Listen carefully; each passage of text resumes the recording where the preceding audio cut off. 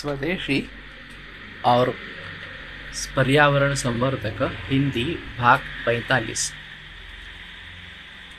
तो कल जो मैंने दिलीप कुलकर्णी पूर्णिमा कुलकर्णी के बारे में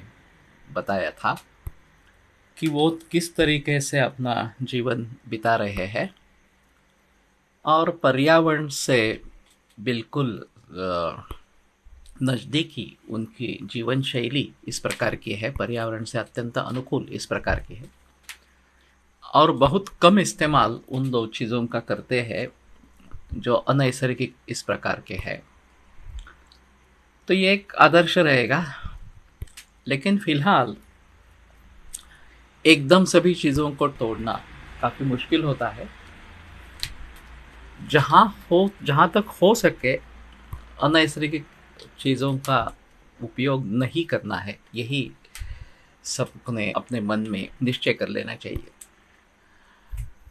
अब आज का जो चरक का लेक्चर है उसके बजाय ये आयुर नैसर्गिक इस प्रकार की संकल्पना को मैं आज बोलने वाला हूँ और टेलीग्राम ग्रुप पे इसका मैसेज दिया गया है, आप सभी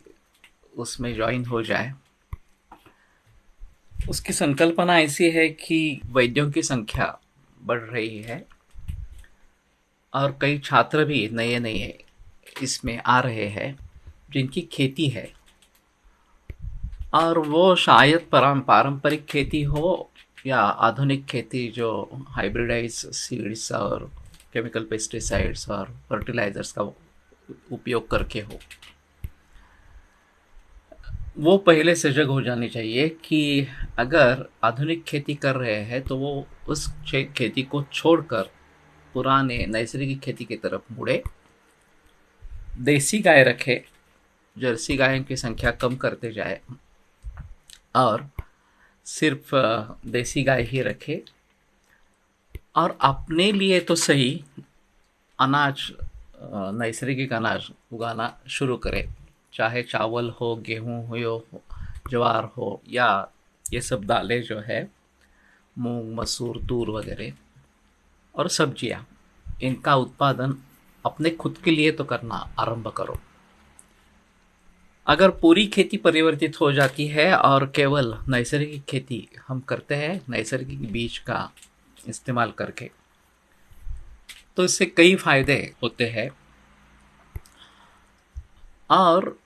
उसके बंधों पर भी हम छोटी छोटी वनस्पतियां लगा सकते हैं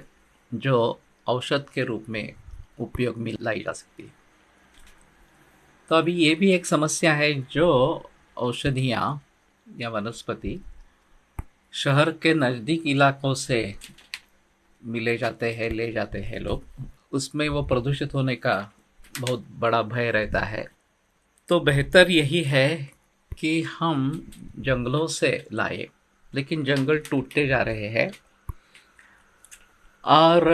ये मिलना काफ़ी मुश्किल हो जाएगा आगे।